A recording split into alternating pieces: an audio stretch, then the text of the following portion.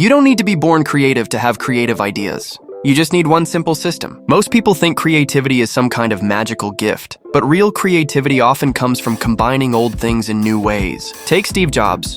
He didn't invent the phone, the internet, or the touchscreen. He simply combined them to create the iPhone. Shakespeare borrowed stories and made them better. Even Einstein built his theories on what already existed. So how do you do the same? It starts with a method called idea stacking. Step 1. Absorb relentlessly. Read, watch, listen.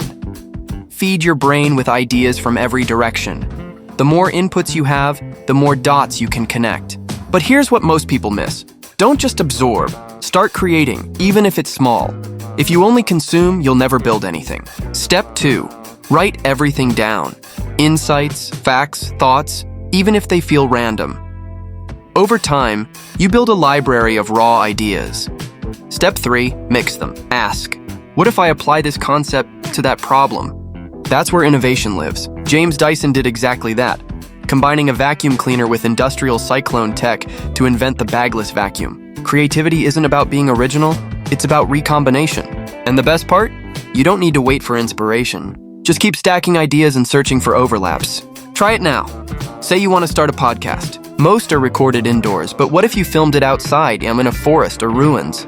Maybe someone's done it, maybe not. The point is, talent isn't required. What you need is a process. That's it, no special gift. Just a system that works.